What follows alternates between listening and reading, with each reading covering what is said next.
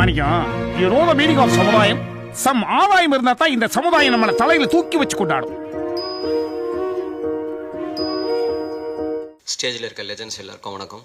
Trailer சூப்பராக இருந்தது, songs எல்லாமே நல்லா இருந்தது. விஜய் கார்த்திகேயா பிரதர் வாழ்த்துக்கள். நான் நிறைய வாட்டி உங்களை ஆஃபீஸில் பார்த்துருக்கேன், ரொம்ப ஆல்மோஸ்ட் ஒரு 1.5 வருஷமாக பார்த்துருக்கேன்னு நினைக்கிறேன். வாழ்த்துக்களுங்க, சூப்பராக இருக்குது. அப்புறம் சார் சுதீப் சாருடைய ஸ்க்ரீன் ப்ரெசன்ஸ், நான் ரொம்ப வருஷத்துக்கு முன்னாடி ஒரு ஹிந்தி படம் பார்த்தேன், ரன், அது RANN வித் அமிதாப் சார் இல்லை, அது பார்க்கும்போது யார் இது பயங்கரமாக பெர்ஃபார்ம் பண்ணுறாரு அப்படிங்கிற மாதிரி பார்த்தேன். இது ட்ரெய்லருடைய கடைசி ஷாட்லேயும் அதே ஸ்க்ரீன் ப்ரெசன்ஸ் பயங்கரமாக இருந்தது சார், சூப்பராக இருந்தது. ஈகால உங்களோட மிகப்பெரிய ஃபேன் சார். ஏன்னா ராஜமௌழி சாருடைய ரைட்டிங் எல்லாத்தையுமே தாண்டி ஈங்கிற அந்த விஷயத்தெலாம் தாண்டி அந்த படத்தில் ஹீரோவும் நீங்கள் தான், வில்லனும் நீங்கள் தான். ஒரு ஹீரோக்கான ஸ்க்ரீன் ப்ரெசன்ஸ் இருக்கணும், ஒரு வில்லனுக்கான மிரட்டலான நடிப்பு இருக்கணும், காமெடி எல்லாமே சேர்ந்து அந்த படத்தில் மிரட்டியிருந்தீங்க. சூப்பர் சார், வாழ்த்துக்கள் சார். நெக்ஸ்ட் ப்ரொடியூசர், நான் இந்த ஸ்டேஜில் இருக்கிறதுக்கு காரணம் தானு சார். நான் வந்து 2020 ஒரு படம் பண்ணேன், அதுக்கப்புறம் படமே பண்ணல. இப்போ இங்கே இருக்க லெஜெண்டரி டைரக்டர் மிஷ்கின் சார், த சென்சேஷனல் டைரக்டர் ராஜ்குமார் பெரியசாமி, அவங்க கூட என்னை உட்கார வச்சுருக்காருன்னா அது தானு சார் தான். நான் அவர்கிட்ட ஒரே ஒரு கதை சொன்னேன். அந்த கதை கேட்ட மொமெண்ட்டில் இருந்து இப்போ வரைக்கும் அவர் என் மேலே வச்சுருக்க அன்பு, எனக்கு கொடுக்குற மரியாதை, இந்த இண்டஸ்ட்ரி பீப்புள்கிட்ட அந்த கதையை பற்றி அவர் சொல்கிற விதம், அதுதான் இன்னைய வரைக்கும் நான் படம் பண்ணலைனாலும் எனக்குள்ளே ஒரு எனர்ஜி கொடுத்துட்ருக்கு. அந்த கதையை பற்றி அவர் எத்தனை பேர்கிட்ட சொல்லியிருப்பாருன்னு தெரியல. நான் பார்க்குற எல்லாருமே தானு சார் உங்கள் கதையை பற்றி சொன்னார், தானு சார் உங்கள் கதையை பற்றி சொன்னார்னு சொல்லுவாங்க. நான் அவர் கம்பெனியில் படம் பண்ணும் பொழுது சரி அதை சொல்லிகிட்டு இருந்தார். வேறு சில காரணங்களால் அவருடைய கம்பெனியில் அந்த படத்தை என்னால் பண்ண முடியல. நான் அவர் கம்பெனிலேருந்து வெளியே போய் அந்த படத்தை பண்ணுறேன். அப்போவும் யாரை பார்த்தாலும் நேற்று தான் தானு சார் பார்த்தாங்க, உங்கள் கதையை பற்றி சொன்னார் அப்படின்ட்டு. நான் இன்னொரு கம்பெனியில் போய் அந்த படம் பண்ணுறேன் அப்படின்னு சொல்லும்பொழுதும் என்னை முழு மனசோடைய வாழ்த்தி, அதுக்கப்புறமும் எனக்கு எப்போவுமே எவ்ரி மந்த் தம்பி எப்படி போயிட்டுருக்கு, படம் சூப்பராக பண்ணப்பா, நல்ல படம்னு சொல்லி இன்னைய தேதி வரைக்கும் எனக்கு என்கரேஜ் பண்ணிகிட்டு இருக்க ஒரு ப்ரொடியூசர். அவர் is not only a producer, is a writer, is a director, is a fantastic story teller, is a music director, lyric writer. அவருக்குள்ளே அவ்வளோ டேலண்ட் இருக்குங்கிறதே வந்து அவர் கூட நான் நெருங்கி பழகும்போது தான் தெரிஞ்சுக்கிட்டேன். ஒரு கதை பிடிச்சிருச்சுன்னா, ஒரு டைரக்டர் சொன்ன கதை பிடிச்சிருச்சுன்னா அந்த கதையை மெட்டீரியலைஸ் பண்ணுறதுக்கு அவர் என்ன வேணால் பண்ணுவார், எவ்வளோ உழைப்பு போடுவார். நம்மளை விட ஒரு அசிஸ்டன்ட் டைரக்டர் மாதிரி அந்த கதைக்காக அவர் ஒர்க் பண்ணுவார். இப்போ அவருடைய ஒரு மீட்டிங் விஷயமா போகிறோம் அப்படின்னா அந்த ஃப்ளைட் டிக்கெட் கூட அவர் மொபைல்லேருந்து தான் வரும். அவர் தான் ஃபோன் பண்ணி சொல்லுவார், தம்பி இந்த ஆப்ஷன்ஸ்லாம் இருக்குது உனக்கு ஃப்ளைட்டு, உனக்கு நான் எந்த டிக்கெட் புக் பண்ணட்டும், ரிட்டர்ன் எது பண்ணட்டும் அப்படின்னு சொல்லிட்டு எல்லாத்தையுமே அவரே கோஆர்டினேட் பண்ணுவார். சினிமா அவ்வளோ பிடிக்கும் அவருக்கு, மிகப்பெரிய உழைப்பாளி. நீங்கள் சண்டே போனால் கூட அவரோட ஆஃபீஸில் நீங்கள் அவரை பார்க்கலாம். டெய்லி காலையில் ஒரு ஆஃபீஸில் நீங்கள் பார்க்கலாம், ஈவினிங் நைட்டு 10:30 11 வரைக்கும் ஆஃபீஸில் இருப்பார். டெய்லி கதை கேட்கணுமா கதை கேட்பார். எல்லாருக்கிட்டையும் உட்காந்து அந்த சினிமாவை பேசி அவர் பண்ணுற படங்களை அவர் செதுக்கிற விஷயம் அவ்வளோ பிடிக்கும் சினிமானா அவருக்கு. நானும் அவரும் இன்ஃபேக்ட் நீங்கள் எல்லாருமே சொல்லிட்டு இருந்தீங்க அவர் எப்படி ஒரு படத்தை மார்க்கெட் பண்ணுவார். நான் அவருக்கு சொன்ன கதை பிடிச்சி போய் அது ஒரு ஆக்டருக்கு சொல்லி அவரும் ரொம்ப பிடிச்சிருச்சுன்னு சொன்னதுக்கப்புறம் ஒரு 2 நாளில் அந்த படத்தை அவர் எப்படி லான்ச் பண்ணணும்னு நினச்சிருந்தாரு, எந்த மாதிரியான ப்ரொமோஷனல் ஆக்டிவிட்டீஸ்லாம் வச்சுருந்தாருன்னு சொல்லிட்டு அந்த நடிகர் பிடிச்சிருக்குன்னு சொன்ன உடனே என்னை விட பயங்கர சந்தோஷமாக ஒரு குழந்தை மாதிரி, தம்பி பண்ணுறோம்ப்பா, அதை செய்கிறோம்ப்பான்ட்டு அந்த கோவிலுக்கு போய் ப்ரே பண்ணி அவ்வளோ ஆசையாக இருந்தார். எதிர்பாராத விதமாக நடக்கல, பட் கூடிய சீக்கிரம் எங்கள் காம்பினேஷனில் வேறு படம் 100% நடக்கும். Is a fantastic producer. So அவருக்காக விஜய் கார்த்திகேயா உங்களுடைய அர்ப்பணிப்புக்காக சார் எல்லாருக்காகவும் இந்த படம் வெற்றி பெறணும். வாழ்த்துக்கள், நன்றி, தேங்க்யூ. సెంటిమెంటల్ ఆర్టిస్ట్ ఈ నుంచి எல்லா படங்களிலும் சுதீப் சார் இருக்கார். ஒரு சீனோ, ஒரு கேரக்டரோ, ஒரு ஃபுல் லென்த் கேரக்டரோ எப்படி இவர் கேட்க மாட்டாரோ, அவர் என்ன சொல்கிறாரோ சுதீப் இன்னைக்கு வாங்க சொன்னால் வருவார். அந்த மாதிரி ராஜமௌழி சாருக்கு பர்மனெண்ட் ஆர்டிஸ்ட், அது ஒரு வார்த்தை சொல்லணும்னு நினச்சேன். ஃபஸ்ட்டு டேரக்டர்கிட்ட ஆரம்பிக்கிறேன். ஏன்னா அவரோட விஷயம் தான் இந்த படமே. ஸோ விஜய் கார்த்திகேயன் சார் வந்து எப்படின்னா, அவர் வந்து நான் அசிஸ்டன்ட் டைரக்டராக பார்த்து அசோசியேட் டைரக்டராக வந்து கிட்டத்தட்ட 20 வருஷத்துக்கு முன்னாடியே பார்த்துருக்கேன். ரொம்ப பெரிய ஸ்ட்ரகிளுக்கு அப்புறம் ரொம்ப கஷ்டப்பட்டு இந்த நிலைமைக்கு வந்திருக்கார். ஸோ அவரோட சப்போர்ட்டு கண்டிப்பாக உங்களுக்கு இருக்கணும். அவர் வந்து ஜென்ரலாக வந்து ஒவ்வொரு ஷார்ட் அப்போ பார்த்தா பெங்களூருக்கும் சென்னைக்கும் டே நைட்டு ஒர்க் பண்ணிகிட்டே இருப்பார் கஷ்டப்பட்டு. இந்த சமயத்தில் சப்போஸ் நான் வேறு ஷூட்டிங்கில் வர முடியாட்டி கூட என்னை தேடி வந்துடுவார் அதை பற்றி டிஸ்கஸ் பண்ணுறதுக்கோ. அது இப்போ சார் ஏன் சார் இவ்வளோ கஷ்டப்படுறீங்கன்னு கேட்டால் அவர் அதை பற்றி கவலைப்பட முடியாது. ஏன்னா அவ்வளோ அதை ரொம்ப இஷ்டமாக, அதை என்ன சொல்கிறது, ரொம்ப பை ஹார்ட் அண்ட் சோல் போட்டு அவர் ஒர்க் பண்ணியிருக்காரு. நிச்சயமாக இந்த படம் வந்து அவருக்கு பெரிய வெற்றியை கொடுக்கும், பெரிய ஒரு ஆர்வமாக இருக்கும் நான் நம்புகிறேன் கண்டிப்பாக. ஏன்னா நான் சார் வந்து எனக்கு சுதீப் சார் வந்து காமிச்சார் என்னென்னா அந்த கிட்டத்தட்ட ஒரு 30 மினிட்ஸ் இந்த படத்தோட சீக்வன்ஸ்லாம் காமிச்சார். பயங்கரமாக இருந்தது உண்மையாலேயே. நான் முழு படமும் அந்த மாதிரி இருக்குன்னு நான் நம்புகிறேன் நிச்சயமாக. அது அவ்வளோ எனர்ஜி பேக்டாக இருந்தது, பயங்கர எமோஷனாக. அந்த ஒரு ½ அன் ஹவரே எனக்கு பயங்கர இம்பேக்ட் கொடுத்தது. நிச்சயமாக படமும் அந்த மாதிரி இருக்குன்னு நான் நம்புகிறேன். அதுக்கப்புறம் தானு சார் வி கிரியேஷன் வந்து என்னோட ஹோம் ப்ரொடக்ஷன் மாதிரி. அவங்க படம் எவ்வளோ பெரிய ஸ்கேலில் இருக்குன்னு உங்களுக்கு தெரியும். இப்போ வந்து சுதீப் சாரோட ப்ரொடக்ஷனும் சேர்ந்து 2 பேர் சேர்ந்து பண்ணும்போது அந்த படம் எவ்வளோ பெரிய கிராண்டியராக இருக்குன்றது நீங்கள் பார்க்கலாம். சார் ரொம்ப நேரம் கழித்து நம்ம வந்து போஸ்டர் எப்பவுமே ஜென்ரலாக சின்ன போஸ்டர் தான் சைஸ்லாம் மாறிடுச்சு.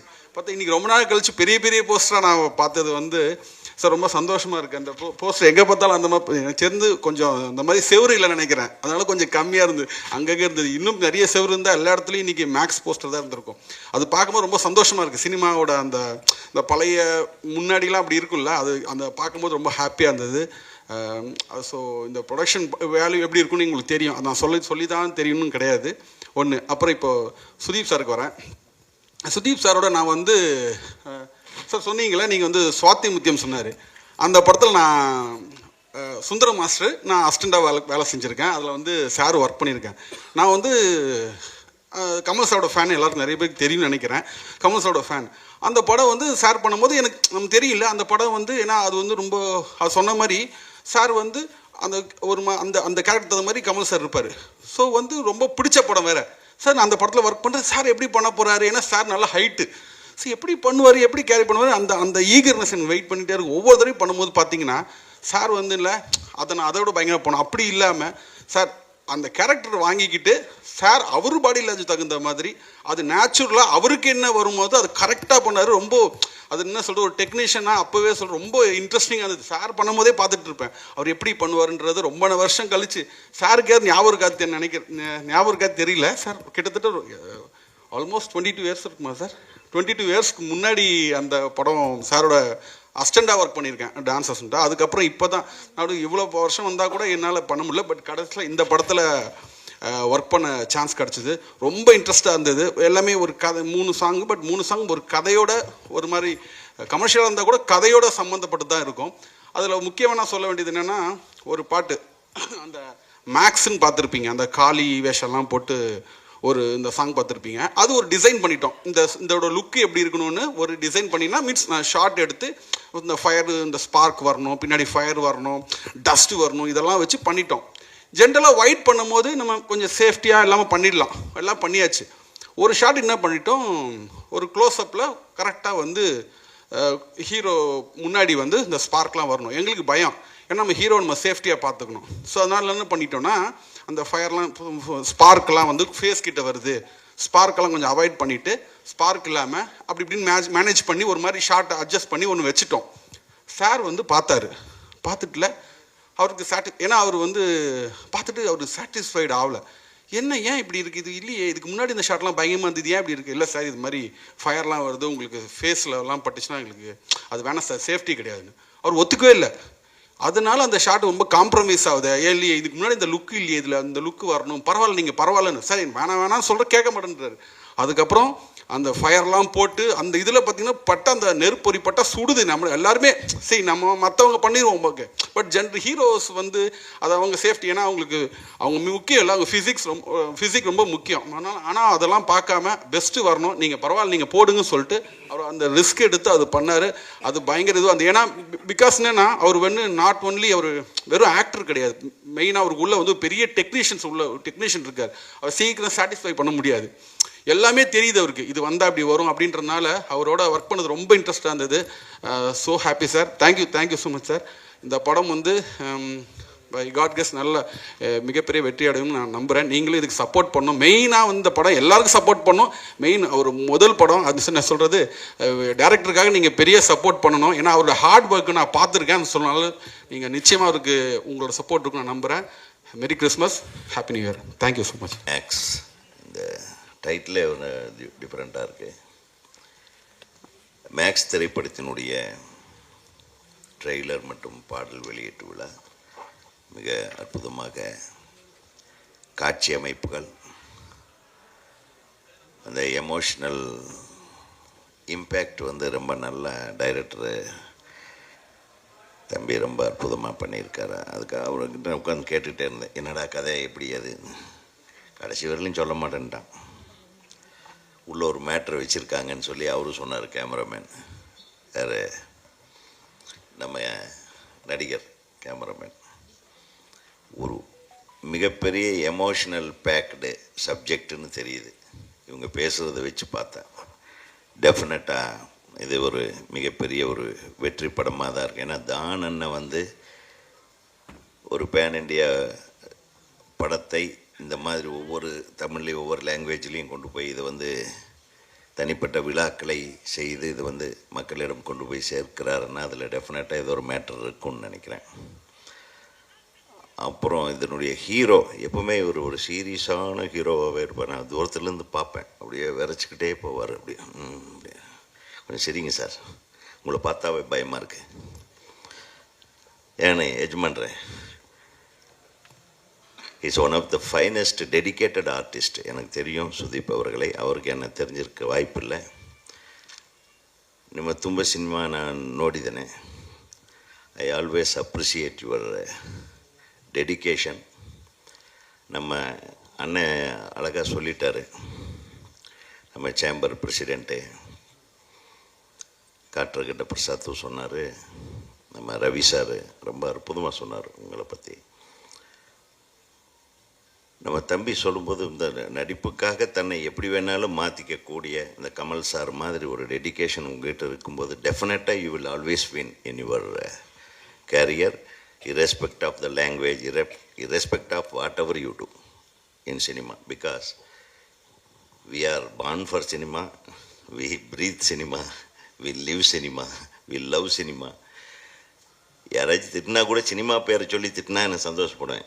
சரி, ஐ யூஸ் டு நானே சில படம் பண்ணும்போது என்னடா இந்த மாதிரி படம் பண்ணிட்டான்னு என் படத்து பேரை சொல்லி திட்டுறான் பாருங்க, நான் ரொம்ப சந்தோஷப்படுவேன். என்ன கெட்ட வார்த்தையில் திட்டாமல் என் படத்து பேரை சொல்லி திட்டுவாங்க. அதுதாங்க ஒரு சினிமாக்காரனுக்கு அழகு. ஸோ அந்த மாதிரி சினிமாவை நேசிக்கிறவர்கள் இந்த மேடையில் இருக்காங்க. அதில் ஒரு சினிமா வெறியன் என் தம்பி மிஸ்கின் அவர்கள். அவருடைய ஸ்டைல் முழுக்க முழுக்க தனி ஸ்டைல். அது இப்போது ஒரு மிகப்பெரிய வெற்றி படத்தை கொடுத்திருக்கிற அன்பு தம்பி ராஜசேகர் ராஜ்குமார், அவர் ஒரு இந்தியாவே திரும்பி பார்க்கக்கூடிய அளவுக்கு ஒரு மிகச்சிறந்த படைப்பாளி என்பதை அதை நிரூபித்திருக்கிறார். ஸோ இந்த மாதிரி மேடை, அற்புதமான நடன இயக்குனர், இவர்களெல்லாம் இருக்கிற மேடையில் நானும் வந்து கலந்துக்கிட்டு இந்த திரைப்படத்தின் வெற்றிக்கு வாழ்த்துவதிலே தமிழ்நாடு திரைப்பட இயக்குநர்கள் சங்கத்தின் சார்பாக நான் வந்து மிகுந்த மகிழ்ச்சி அடைகிறேன். இந்த படம் மிகப்பெரிய வெற்றி படமாக தான அண்ணனை பற்றி கடைசியாக நான் பேசணும்னு நினச்சேன். அவருக்கு எனக்கு நெருங்கின உறவு இருக்குது. அவர் தான் என்னை முதல்ல ரஜினி சாரை வச்சு படம் எடுக்கிறதுக்கு, ரஜினி படம் நானும் அவர் சேர்ந்து தான் பண்ணியிருக்கணும். அது சில பல காரணங்களால் எங்கள் 2 பேர்த்துக்குமே அது அமையாமல் போச்சு. இல்லைன்னா எஜமான் வந்து he should have been the producer. அதனால் நிச்சயமாக இன்னொரு காலம், ஏன்னா நம்ம கொண்டு வயசாகிடல, இன்னும் சின்ன பசங்க மாதிரி தானே இருக்கோம். நான் சினிமாக்காரனுக்கு எப்பவுமே வயசாகாது இல்லையா சுதீஷ்? என்ன எழுத்திடுறேன் கரெக்டாக? இன்றைக்கும் இந்த பாசமலரை பற்றி சொல்லும்போது அப்படியே நம்மளுக்கு எப்படி மனசு வந்து அப்படியே வருடுது. ஒரு அண்ணன் தங்கச்சின்னா இன்றைக்கி சாதாரண மாதிரி பாசமலர் குரூப் ஆடா நீ, பாசமலர் அண்ணன் தங்கச்சி ஆடா நீ, நம்ம இப்போ ஒரு உதாரணத்துக்கு சொல்கிறாங்க இல்லையா? ஸோ அந்த மாதிரி திரைப்படங்கள் வந்து இன்ஃப்ளூயன்ஸ் பண்ணாத மனிதர்களே கிடையாது இப்போ. ஏன்னா மனிதர்களால் வந்து இன்ஸ்பயர் ஆனது சினிமா. மனித வாழ்க்கையை தான் நம்ம வந்து இன்ஸ்பயர் ஆகி சினிமாவை பண்ணுறோம். ஆனால் அந்த திரைப்படங்களே மனித வாழ்க்கைக்கு இன்ஸ்பயர் ஆகும்போது that becomes a greater art. So அந்த மாதிரி ஒரு மிக உயர்ந்த படைப்புகளுக்கு சொந்தக்காரர்கள் எல்லாமே இங்கே இருக்கும் இந்த மேடையில். இந்த மேக்ஸ் திரைப்படம் அவர் சொன்ன மாதிரி அண்ணனை சூப்பர் ஸ்டார் என்று ரஜினிகாந்தை முதலில் பேர் போட்டு அவரை அழைத்தவர் வந்து அண்ணன் தான் அவர்கள். அவரும் சூப்பர் ஸ்டார் தயாரிப்பாளர் தான். ஆனால் அந்த சூப்பர் ஸ்டார் தயாரிப்பாளருக்கு கரவோசத்தோடு ஒரு மிகப்பெரிய வாழ்த்துக்களை தெரிவிப்போம்.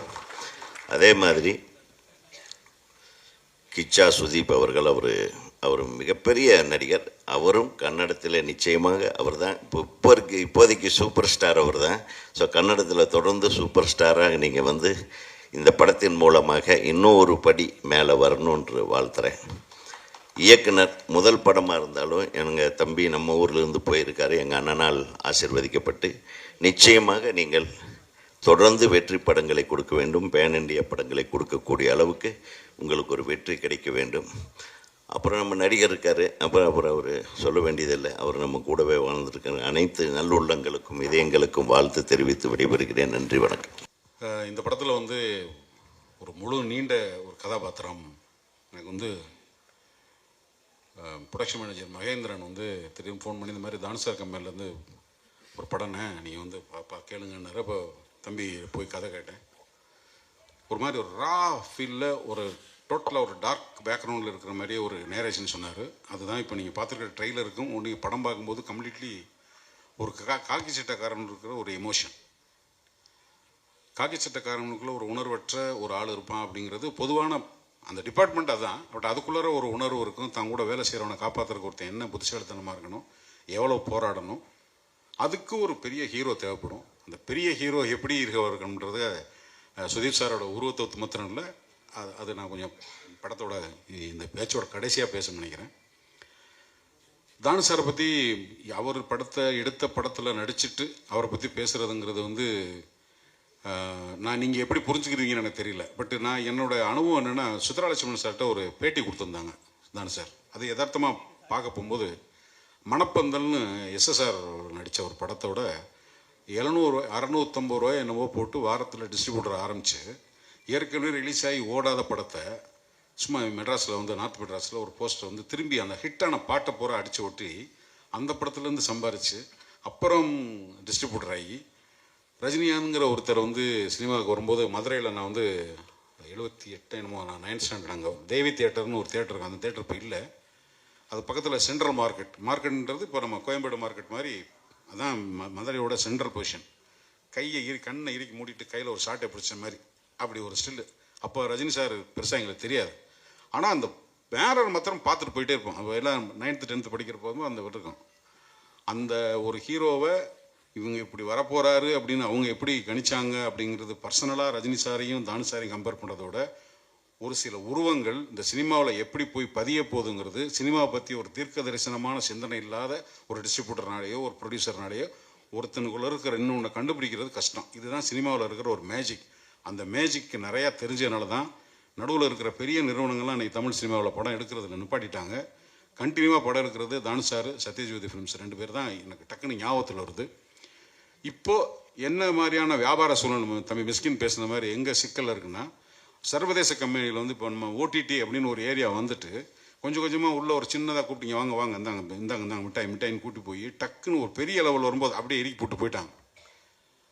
ஹிந்தி சினிமா பற்றி தெரியாது, தெலுங்கு, கன்னடம், தமிழ், மலையாளம் எல்லாம் ஒரு இடத்துல மலையாள படங்கள் சின்ன சின்ன படங்களாக அப்படி போயிட்டுருக்கு. இங்கே ஒரு பெரிய கேட்டை போட்டு லாக் பண்ணும்போது பெரிய ப்ரொடியூசர் தானு சார் மாதிரி நாணயமான ஆளுங்களால் மாத்திரம்தான் படத்தை எடுத்து ரிலீஸ் பண்ண முடியும். ஏன் நாணயம்னு சொல்கிறேன்னா, நான் ஒரு கேமராமேன் ஒரு படம் வேலை செஞ்சேன். அந்த படம் லேபில் வந்து ரிலீஸ் ஆகிறதுக்கான வாய்ப்புகள் இல்லை. அந்த ப்ரொடியூசர் அனாதையாக நிற்கிறாரு, காசு ஒன்றை தவிர வேறு எதுவுமே துணை புரியாத ஒரு சூழ்நிலை. நாங்கள் பிரிண்டெல்லாம் பண்ணி 37 பிரிண்ட், அப்போ தமிழ்நாடு பூரா ரிலீஸ் பண்ணுறாங்க 37 print. North Arcot, south Arcot, Chengalpattu, இந்த தலைமுறைக்கு அது இந்த என்எஸ்சின்னு சொல்லுவாங்க. பிரிண்ட் போகிறதுக்கு வாய்ப்பு இல்லை, என்ன செய்யறதுன்னு தெரியல. அதுக்கப்புறம் அவராக அந்த ப்ரொடியூசராக என்ன நினச்சிருந்தாரில் தானு சாருக்கு வந்து ஃபோன் பண்ணுறாரு. அப்போ வந்து ஆஃபீஸ் வந்து இங்கே டீனரில் எங்கள் கேமராமேன் யூனியன் ஆஃபீஸ் பக்கத்தில் தான் இருக்கும். என்னப்பா அப்படியா, எங்கே இருக்க நீ? லேபில் இருக்கேன். சரி வை.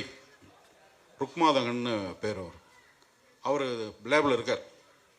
அதில் தானே என்னை ஃபோன் பண்ணாங்க, நான் டெலிவரி எடுத்துக்கிறேன் அப்படின்னு போயிட்டு ஒருத்தன் தற்கொலை பண்ணிக்கிட்டு கயிறெல்லாம் தொங்குது, கழுத்தை மாற்ற சூழ்நிலையில் இருக்கும்போது ஒரு ஃபோனு, அவருக்கு என்ன செக்கு கொடுத்தாரா எதுவும் கொடுத்தாது, நேராக தானு சார் ஃபோன் பண்ணார் அப்படின்னா நீங்கள் ரிலீஸ் பண்ணணும். அந்த பிரிண்ட் கடகடன்னு ரிலீஸ் ஆகி காலையில் அந்த ஒரு 5 நிமிஷத்தில் அந்த ப்ரொடியூசரோட ரிலீஃபை நான் உணர்ந்தேன். நான் கேமராமேன், எனக்கு சம்பளம் வருது, அது அப்புறம். ஆனால் ஒட்டுமொத்தமாக ஒருத்தன் தூக்கு கயிறில் தொங்க போகும்போது ஒரு ஃபோனில் நீ எப்போ கொடுக்க போகிற, அந்த பணத்துக்கு யார் பொறுப்பு, எதுவுமே இல்லை. தானு சொன்னார் ஒரு வார்த்தை, படம் ரிலீஸ் ஆயிடுச்சு. இதெல்லாம் ஒரு தனிநபர்கள் வர்ற தலைமுறையில் சினிமாவில் அடுத்து எல்லாம் நடிகர்களுக்கு வாரிசு, இயக்குநர்களுக்கு வாரிசு இருக்குது, தயாரிப்பாளர்களுக்கு வாரிசு. தானு சார் பையன் இல்லை. இந்த பிஹேவியர், இந்த நாணயம் தான் ஒருத்தரை கடைசி வரைக்கும் கொண்டு போகும். படங்கள் ஓடாமல் இருக்கும். இதெல்லாம் தானு சார்ட்ட வந்து நான் பல விஷயங்களை அப்சர்வ் பண்ணதில்லை. இந்த படத்தில் எனக்கு வாய்ப்பு கொடுத்ததுக்கு நன்றி அண்ணா. நன்றிக்காக நான் உங்களை பாராட்டலை. நான் சொன்ன அனைத்தும் வெறும் பாராட்டலை, முழுதும் உண்மை என்பது உங்களுக்கும் புரியும். உங்களுக்கு இதை சொல்கிறேன். இந்த படத்தில் வந்து கேமராமேன் சேகர் சந்திரன். ஏன்னா எந்த படத்துக்கு போனாலும் எனக்கு கேமராமேன் மேலே தான் கான்சன்ட்ரேஷன் இருக்கும். சத்தமே இல்லாமல் சுதீப் சாரோட நிறைய படங்கள் ஒர்க் பண்ணியிருக்காரு. அவ்வளோ சைலண்ட்டாக ஒரு சினிமாட்டோகிராஃபர் வந்து கம்போஸ்டாக இருக்கிறது, அது ஒரு டைரக்டருக்கு ரொம்ப ஹெல்ப் பண்ணும், ப்ரொடக்ஷனுக்கு ஹெல்ப் பண்ணும். என்ன நடந்தாலும் அது தனக்குள்ளே வச்சுட்டு எத்தனை மூடனாலும் என்ன, அது ஒரு போலீஸ் ஸ்டேஷன் செட்டப். அது பெரிய ஒய்டு பிளாக். ஏன்னா அதில் வந்து கிட்டத்தட்ட ஒரு 60-70 நாள் அது உள்ளே indoor night of shoot. So ஒவ்வொரு இடத்துலையும் டிஜிட்டல் சினிமா வந்ததுக்கப்புறம் அதை கண்ட்ரோல் பண்ணுறது, அந்த ஹை கெயின் ஒர்க் பண்ணாங்க. டிஜிட்டல் எங்கேயெல்லாம் கொஞ்சம் லைட் இருக்கு அங்கே அதுவாக போய் பிக்கப் பண்ணிக்கிறோம். ஆனால் அந்த மூடு அப்படி இல்லை, இந்த ஸ்கிரிப்டோட மூடு அது இல்லை. அதை கண்ட்ரோல் பண்ணி கொண்டு வரணும். ரொம்ப கம்போஸ்டாக ஒர்க் பண்ணார். ஆர்ட் ரைட்டர் ஒர்க் பண்ணவும் சரி, என் கூட ஒர்க் பண்ண இந்த படத்தில் ஒர்க் பண்ண நடிகர்கள் அவங்கெல்லாம் பெங்களூர் ஷூட்டிங்கிறதுனால வர முடியல. விஜய் சந்தூர், உக்ர மஞ்சுங்கிறவர் சுதீப் சாரோட ஒரு பிக் பாஸ், கன்னடா பிக் பாஸில் உள்ளே இருக்கார் நினைக்கிறேன். இருக்காரு சார்? வந்துட்டேன், இருக்கார்.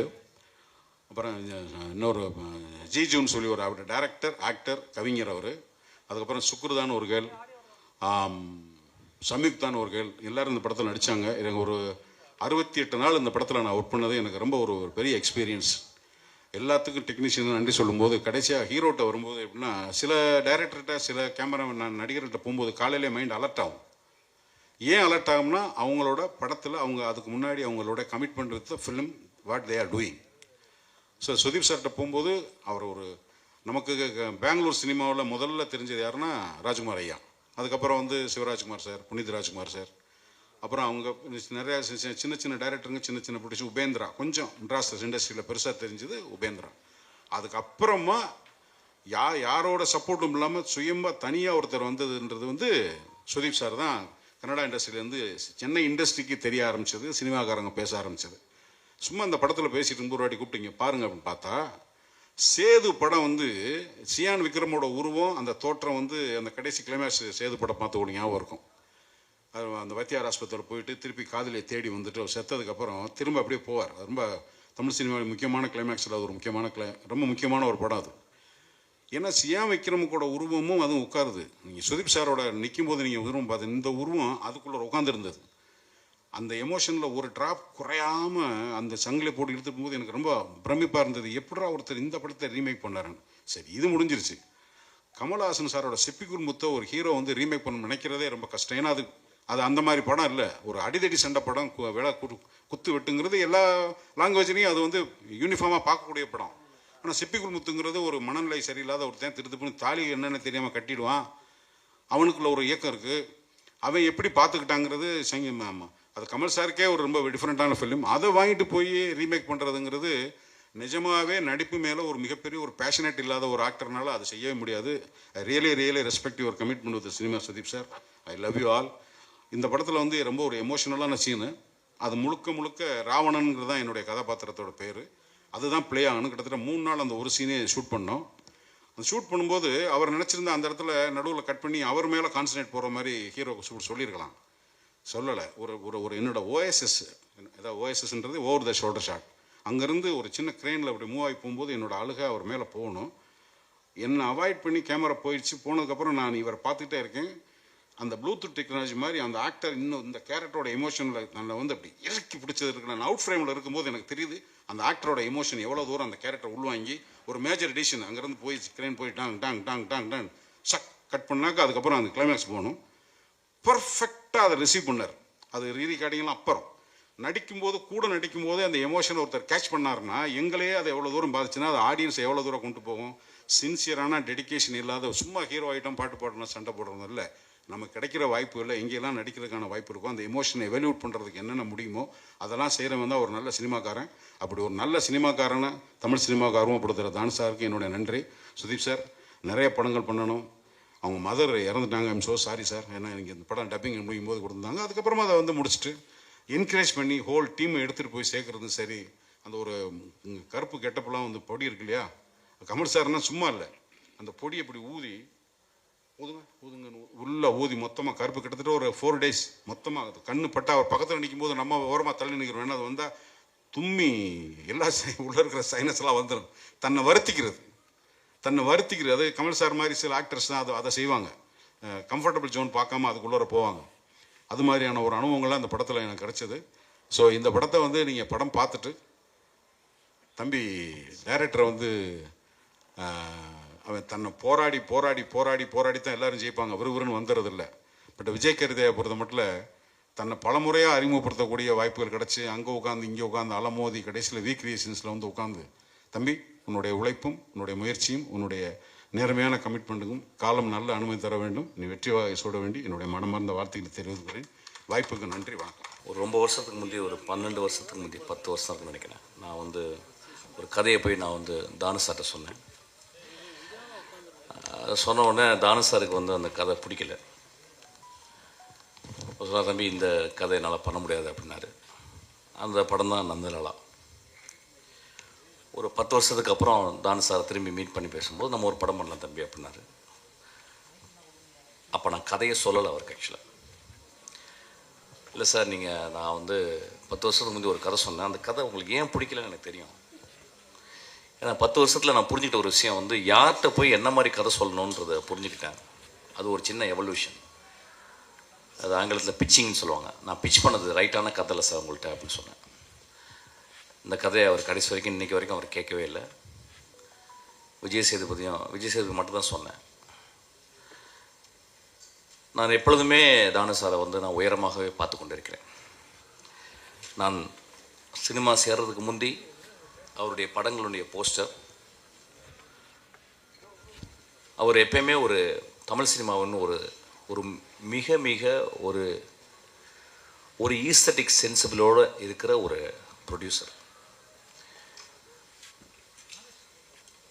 ஒரு நாளைக்கு 2 தடவை என்னுடைய ஆஃபீஸ்க்கு வருவார். நான் வந்து என்னை வரவே அலோவ் பண்ண மாட்டேன். நான் வரேன் சார் ஆஃபீஸ்க்கு அப்படின்னா, இல்லை தம்பி நான் வரேன். காலையில் ஆஃபீஸ்லேருந்து வந்து என்னை பார்த்துட்டு அப்புறம் நைட்டு வந்து பார்த்துட்டு போவார். நான் இத்தனை படங்கள் 27 வருஷம் நான் சினிமாவில் இருக்கேன். 18 வருஷம் நான் டேரக்டராக பண்ணி முடிச்சிருக்கேன்.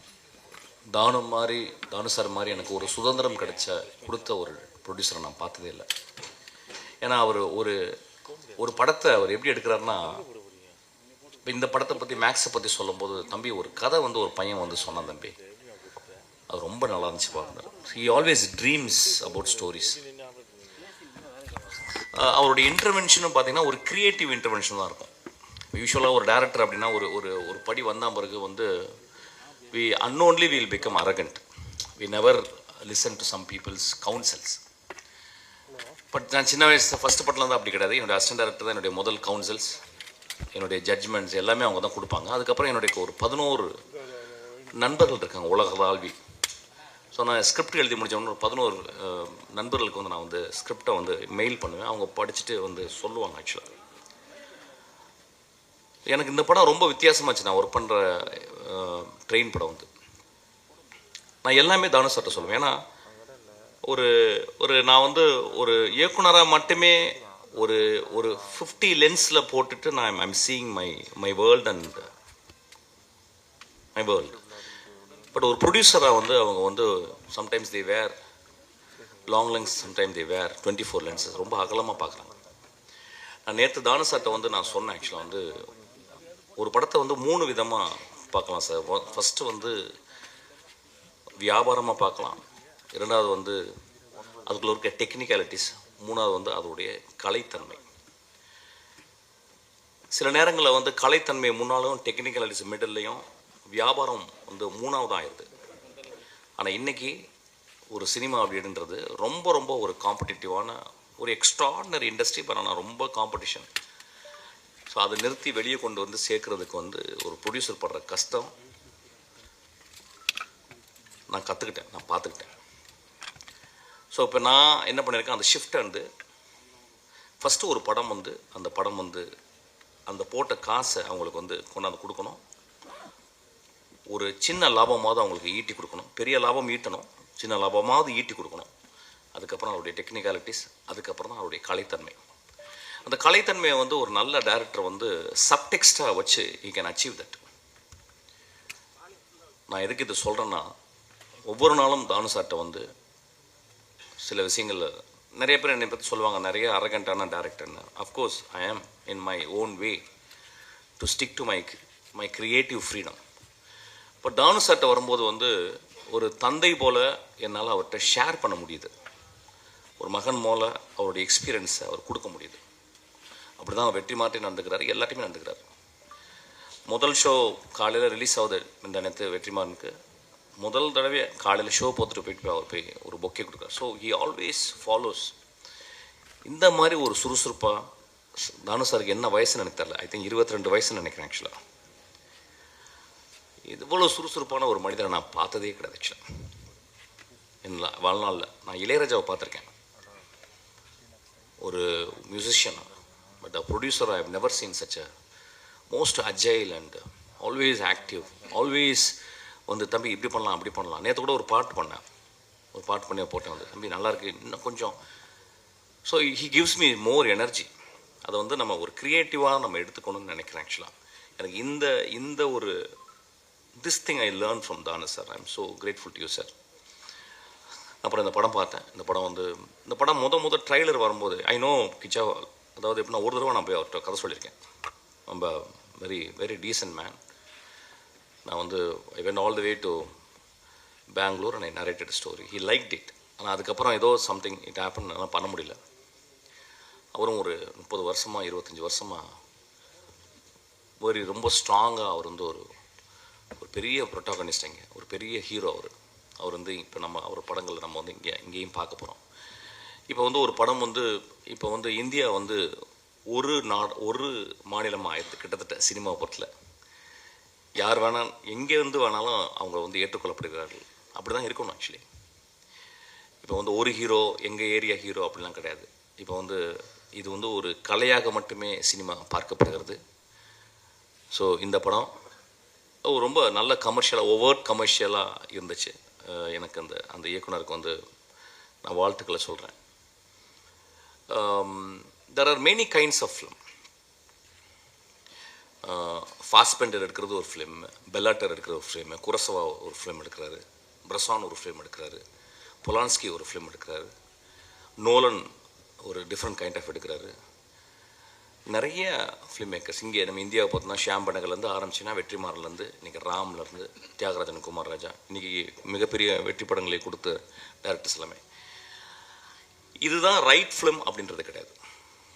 ஃபிலிம் அப்படின்றது வந்து நிறைய ஜானரில் இருக்கணும், நிறைய சுவைகளை கொண்டதாக இருக்கணும். ஒரு சாப்பாடு எடுத்துக்கிட்டோம்னா வந்து நம்ம we are not just merely surviving to eat ஒரு ஃபுட்டு.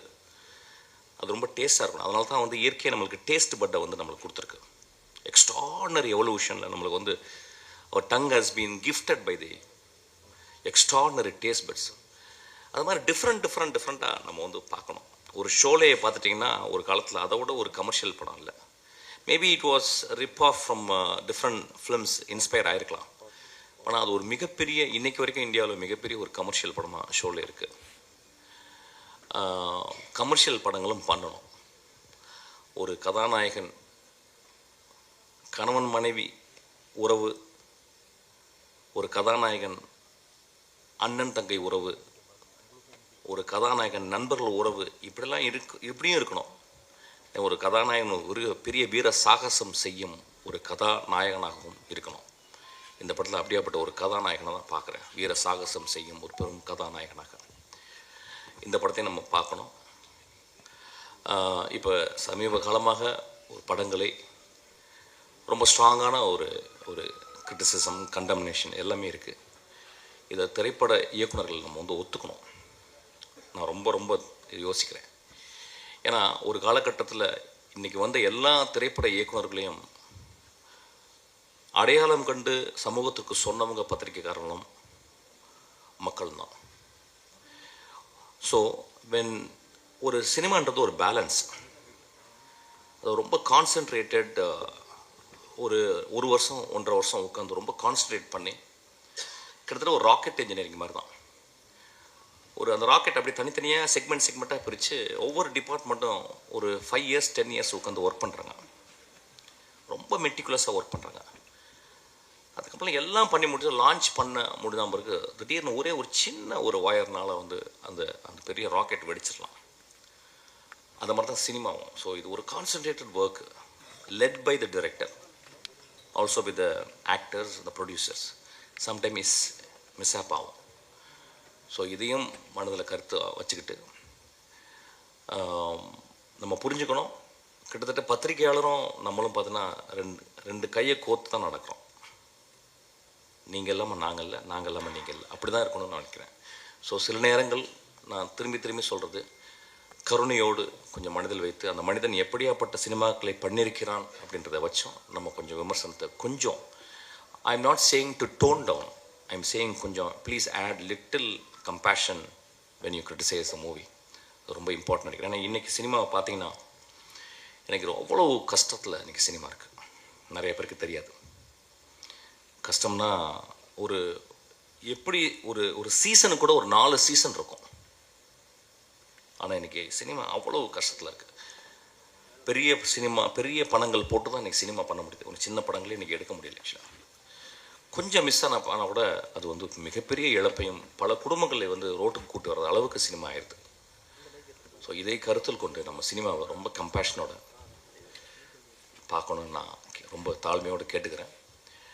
இந்த படம் ஒரு மிகப்பெரிய வெற்றி படமாக அமையும். இந்த படமும் ரொம்ப கலை ரீதியாக இன்னொரு ஏரியாவில் ஒரு ஜானரில் இது வந்து ஆடியன்ஸை வந்து ஹோல்ட் பண்ணும். இட் ஷுட் அரெஸ்ட், அவங்களோட இன்ட்ரெஸ்ட்டை வந்து இன்னும் அதிகப்படுத்தும்.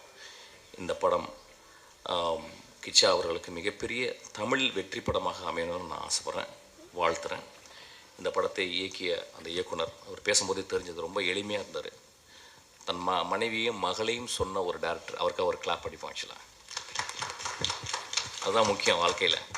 ஆல் த திங்ஸ் எல்லாம் பண்ணி முடித்த பிறகு வாழ்க்கையில் வந்து நம்ம சொந்தங்களுக்கு தான் எல்லாமே பண்ணுறோம். எல்லா குட்டிக்கரணங்களும் சினிமா ஒரு மிகப்பெரிய குட்டிக்கரணம் தான். ஆக்சுவலாக நான் எல்லாம் பண்ணுறதும் என்னுடைய மகளுக்கு தான் ஆக்சுவலி.